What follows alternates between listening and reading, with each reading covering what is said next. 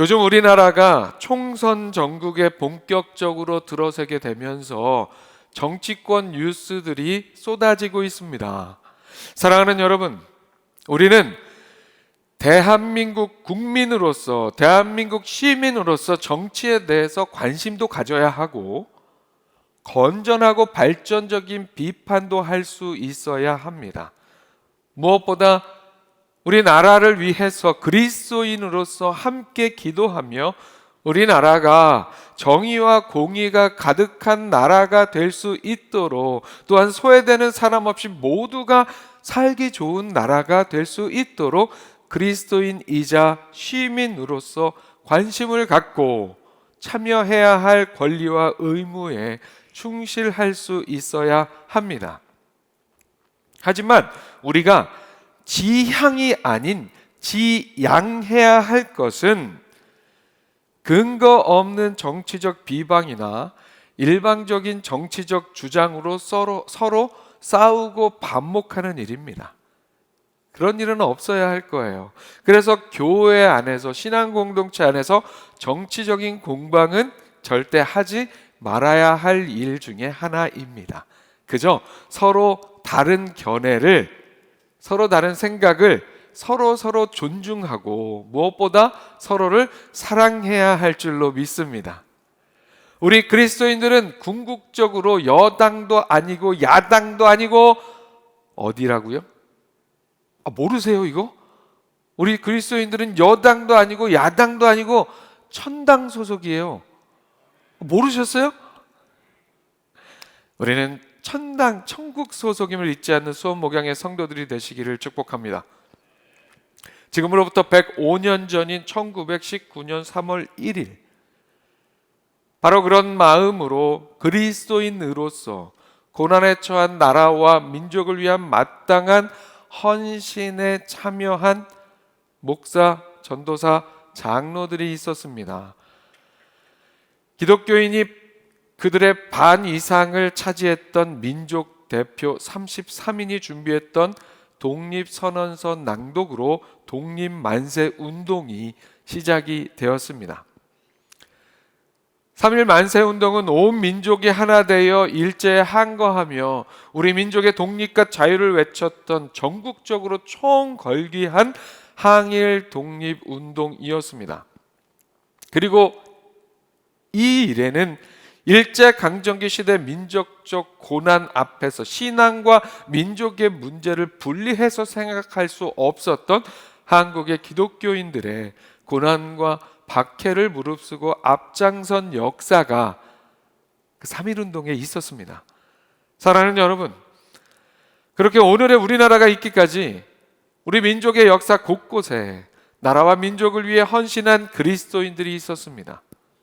3.1운동 당시 그리스도인들은 나라와 민족의 고난, 그리고 하나님 나라의 일, 이것을 분리해서 생각할 수 없는 그런 시대적 상황에 놓여 있었습니다. 오늘 우리는 어떻습니까? 오늘 우리의 삶은 어떠해야 합니까?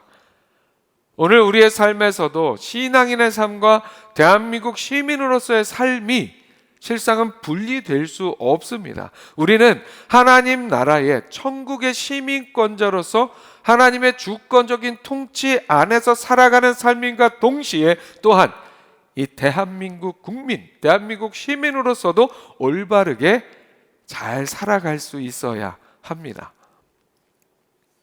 그래서 우리는 오늘 설교의 제목처럼 애국하는 천국 시민의 삶을 살아가야 합니다. 애국하는 천국 시민의 삶. 이 애국하는 천국 시민의 삶이란 중의적 의미를 담고 있습니다. 우선은 천국 시민으로서 천국을 향한 애국하는 삶을 의미합니다. 또한 동시에 대한민국 국민으로서 우리나라에 애국하는 천국 시민의 삶을 의미합니다.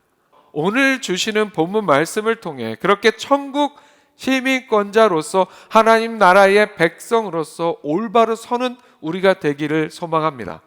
또한 동시에 하나님 나라의 가치와 원칙, 하나님의 말씀 안에서 이 땅의 그리스도인으로서의 올바른 대한민국 시민다운 삶을 살아가는 그렇게 애국하는 천국 시민의 삶이 될 수 있기를 소망합니다. 화면 보시고 함께 읽어보겠습니다. 시작. 시험에 들지 않도록 기도해야 합니다.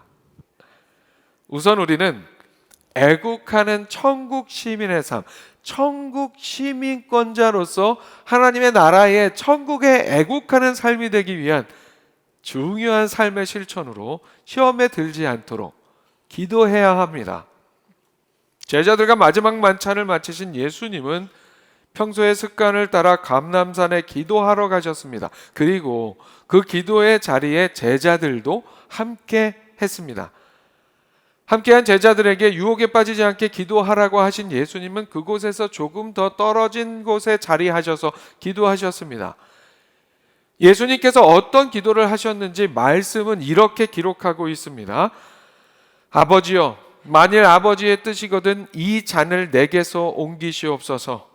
그러나 내 원대로 마시옵고 아버지의 원대로 되기를 원하나이다. 예수님은 이제 당신 자신의 앞에 놓여 있는 십자가의 사명을 두고 그야말로 처절하게 고투하면서 하나님 아버지께 기도하셨습니다. 오늘 말씀은 그 기도의 핵심 내용을 아주 짧게 전하고 있지만 잘 생각해 보면 이 짧은 구절에서 드러나는 예수님의 마음이 어떠했을지 우리는 충분히 느낄 수가 있습니다. 예수님께서 기도의 자리로, 본인의 기도의 자리로 향하시면서 제자들에게 유혹에 빠지지 않게 기도하라 하신 것은 앞으로 제자들이 맞닥뜨리게 될 여러 가지 유혹들, 예수님을 부인하고 배반하게 될 일들, 특별히 그들이 메시아라고 믿었던 예수님이 십자가에 처형당하는 상황에서 예수님을 향한 온전한 믿음을 저버릴 유혹, 복음에 대한 확신을 저버릴 유혹을 이길 수 있는 힘을 얻도록 기도하라고 하신 것입니다. 그러나 이렇게 제자들에게 기도하라 하신 이 말씀에는 인간 예수님의 당신 스스로에게 다짐하시는 의미도 담겨 있었습니다. 예수님께도, 인간으로서 예수님께도 십자가의 사명은 결코 쉬운 일이 아니었습니다. 그래서 예수님의 마음에는 좀 더 쉬운 방법, 십자가에 가까이 다가갈수록 좀 이 방법 말고 다른 어떤 그런 방법은 없을까 하는 유혹이 있을 수 있었던 거예요. 또한 인간 예수로 이 땅에서 얻었던 인기와 영광이 있었어요. 그동안 공생의 삶을 살면서 병자들을 고치고 온갖 기적을 해가면서 수많은 사람들이 그를 따르고 왕으로 삼으려 했던 그 인기, 영광, 이런 것들이 십자가를 향한 예수님의 굳건한 그 사명의 길에 유혹의 거리가 될 수 있었습니다. 그래서 결국 예수님은 기도하실 때 이렇게 기도하시잖아요. 아버지의 뜻이 혹시라도 있다면, 무슨 얘기예요? 행여라도 다른 방법이 있다면 이 잔을, 십자가의 이 잔을 내게서 옮겨달라는 그런 기도를 하시잖아요. 그런 기도를 하실 만큼, 그렇게 막 아버지 하나님께 어떻게든 소위 떼쓰고 싶을 만큼 예수님의 마음에도 유혹이 다가오고 있었던 거예요. 하지만 예수님은 그런 마음 이겨내고 결국에는 그러나 내 원대로 마시옵고 아버지의 원대로 되기를 원하나이다 라고 고백하십니다. 하지만 여러분, 그렇게 고백하는 일 또한 결코 쉬운 일이 아니었습니다. 결코 쉬운 일이 아니었어요. 그래서 그렇게 내 원대로가 아닌 아버지의 원대로 되기를 원한다는 고백과 간구가 있기까지 예수님은 정말 처절하게 기도하셨습니다. 말씀에 이렇게 얘기하잖아요. 예수께서 힘쓰고 애써 더욱 간절히 기도하시니 땀이 땅에 떨어지는 핏방울같이 되었더라. 얼마나 처절하게 고통하며 기도하셨는지 땀이 마치 땅에 떨어지는 핏방울 같았다고 말씀합니다. 우리가 정말 우리의 엄청난 어떤 처절한 노력을 했을 때 뭐라고 얘기합니까? 피나는 노력을 했다라고 표현합니다. 피나는 노력을 했다. 예수님은 지금 그렇게 피나는 노력으로, 피나는 간절함과 피나는 힘씀과 피나는 애씀으로 더욱 간절히, 피나는 간절함으로 십자가의 사명을 감당하기 위해 그렇게 아버지 하나님께 기도하셨습니다. 그런데 그렇게 예수님께서 기도하시고 제자들이 있는 곳에 왔더니 제자들이 잠들어 있었어요.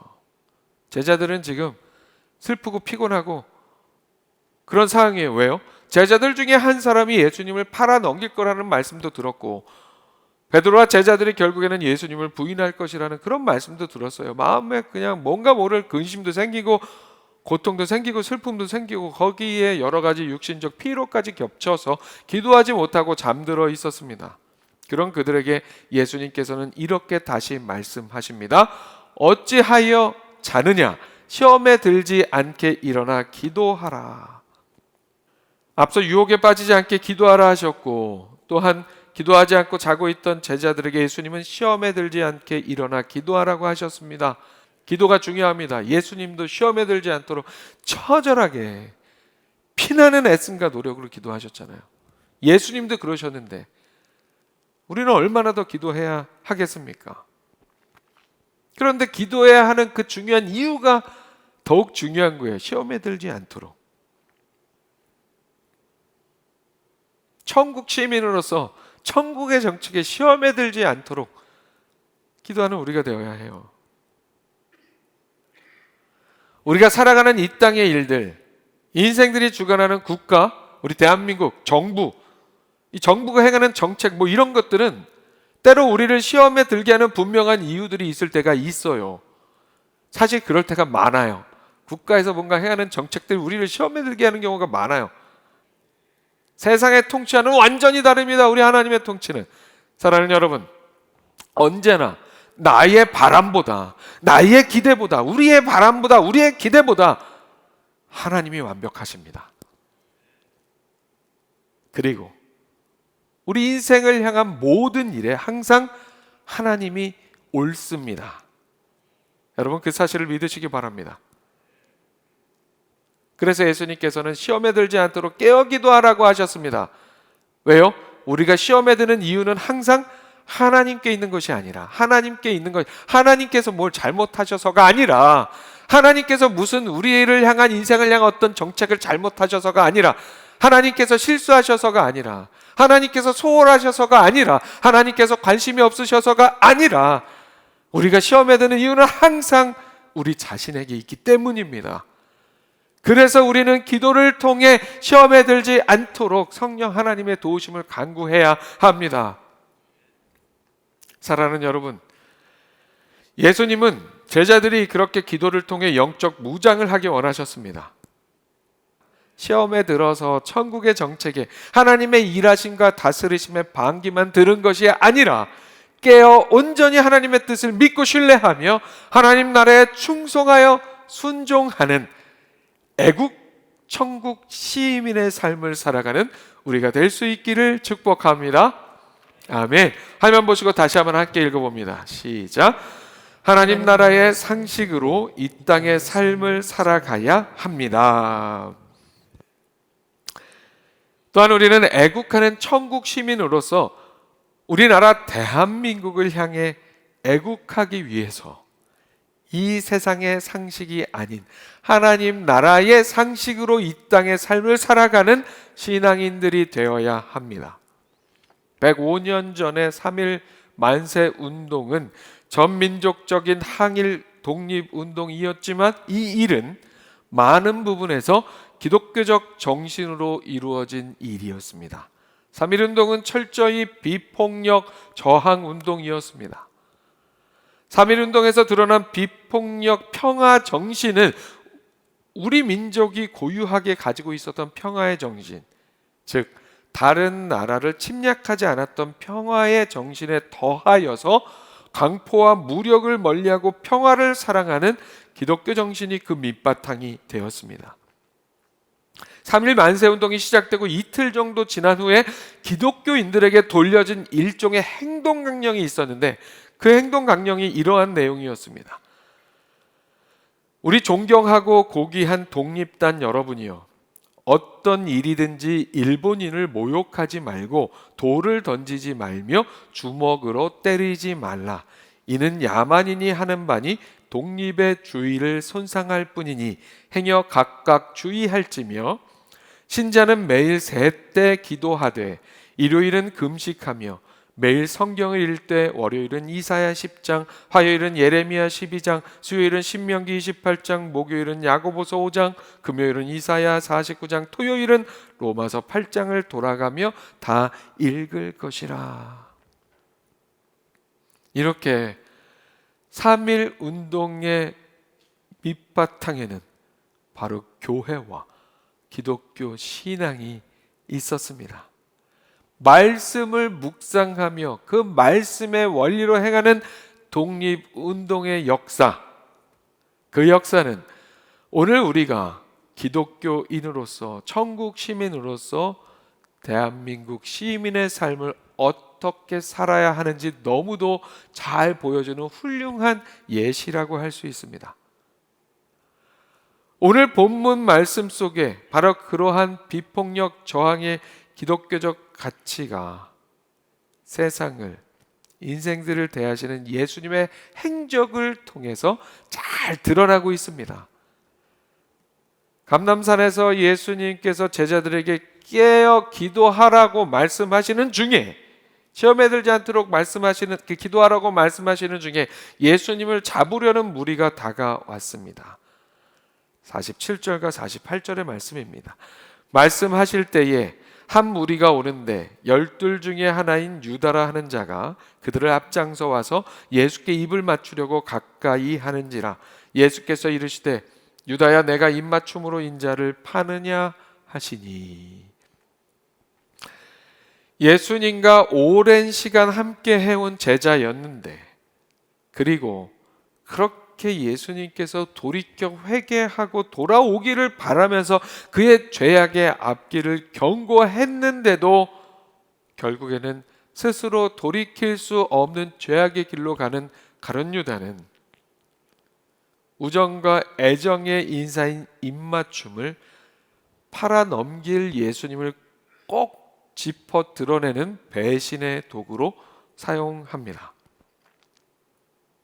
그런 상황에 예수님의 주위에 있던 사람들 중에 한 사람, 요한복음에 의하면 이 사람이 베드로라는 걸 알 수 있어요. 베드로는 자신이 가지고 있던 칼을 들고 예수님을 잡아가려는 대제사장의 종 말고라고 하는 사람입니다. 말고라는 이름의 이 종의 귀를, 오른쪽 귀를 상하게 합니다.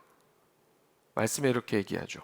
그의 주위 사람들이 그 된 일을 보고 여짜오되 주여 우리가 칼로 치리까 하고 그 중에 한 사람이 대제사장의 종을 쳐 그 오른쪽 귀를 떨어뜨린지라.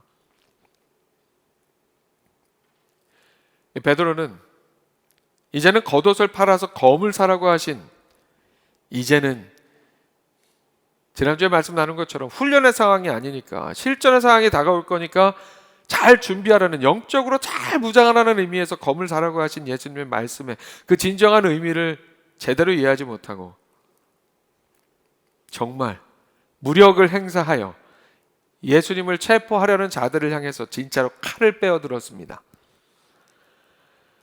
어쩌면 예수님을 지키기 위한 제자로서의 당연한 행동일 수도 있었습니다.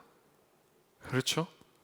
어쩌면 예수님을 지키기 위한 제자로서의 당연해 보이는 행동일 수도 있었어요. 그게 세상의 상식에서는 맞는 일일 수도 있었습니다.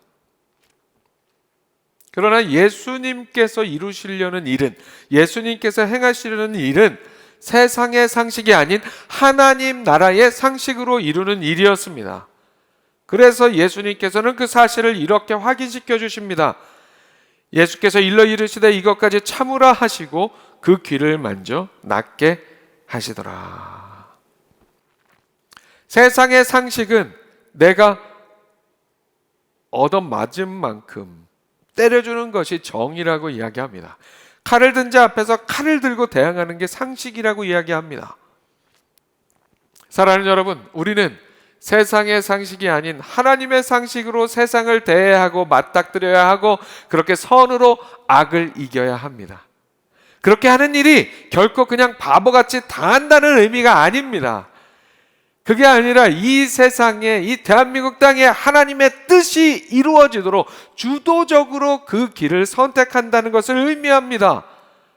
그래서 예수님은 이렇게 말씀하십니다. 예수께서 그 잡으러 온 대제사장들과 성전의 경비대장들과 장로들에게 이르시되 너희가 강도를 잡는 것 같이 검과 몽치를 가지고 나왔느냐? 내가 날마다 너희와 함께 성전에 있을 때에 내게 손을 대지 아니하였도다. 그러나 이제는 너희 때요 어둠의 권세로다 하시더라. 자, 이 말씀이 무슨 의미입니까? 이 말씀은 예수님께서 지금 잡혀가시는 이 상황도, 예수님께서 체포되시는 이 상황도, 야, 이게 니들이 나를 잡아가는 것 같지만 그게 아니야. 내가 스스로 잡혀가는 거야. 이렇게 말씀하고 있는 거야. 너희가 나를 잡아갈 기회가 많았지만 너희가 잡지 않았어. 그것 또한 너희가 그렇게 한 것 같지만 그렇지 않아. 이제는 이 일이 가능하게 된 것도 내가 주도적으로 이루는 일이야. 그런데 뭘 그렇게 새삼스럽게 강도 잡듯이 검과 몽치를 가지고 왔느냐, 이런 말씀이에요. 내가 허락하는 거야. 이제는 너의 때가, 너희들의 어둠의 때가 도래한 거야. 내가 잡혀갈 거야. 근데 뭐 이렇게 검과 몽치까지 가져와가지고 뭐 그렇게 유난을 떨어, 이런 의미의 말씀이에요. 사랑하는 여러분, 하나님 나라의 상식에서는 세상적으로 볼 때는 지는 것처럼 보이는 일이 하나님 나라의 상식에서는 실제로는 이기는 일인 줄로 믿습니다. 비록 내가 손해보고 내가 지는 것 같아 보여도 그 일이 하나님의 뜻이 이루어지는 일이라면 그것이 참된 승리라는 사실을 우리는 잊지 말아야 합니다. 말씀 마칩니다. 오늘 본문 말씀을 통해 애국하는 천국 시민의 삶이라는 제목의 중의적 의미를 함께 나누었습니다. 어떠한 상황에서도 하나님을 의심하거나 불신하지 않는, 언제나 하나님이 옳다는 믿음으로 시험에 들지 않는 신앙, 그렇게 천국에 대하여 애국하는 천국 시민의 삶, 그 삶을 살아가는 우리가 되자고 말씀드렸어요. 그리고 그런 삶이 되기 위해서 기도하는 우리가 되어야 한다고 말씀 나누었습니다. 기도로 대표되는 모든 신앙의 이야기 열심히 이뤄나가는 우리가 되어야 한다고 말씀을 나누었습니다. 또한 이 땅 대한민국의 국민 시민으로서, 그러나 천국 시민권을 가진 대한민국 시민으로서 세상의 상식이 아닌 하나님의 상식으로 그야말로 소금과 빛의 역할을 통해 이 땅을 변화시키는, 이 나라를 변화시키고 아름답게 세워나가는 애국하는 천국 시민으로서의 대한민국 시민의 삶을 살자고 말씀 나누었습니다. 특별히 그렇게 기독교적 가치로 세상의 상식이 아닌 하나님 나라의 상식으로 3.1 만세운동을 일으키고 이끌었던 우리 믿음의 신앙의 선배들의 삶을 기억하면서 우리도 그렇게 참으로 애국하는 천국 시민의 삶을 살아가는 우리 모두가 될 수 있기를 주님의 이름으로 축원합니다.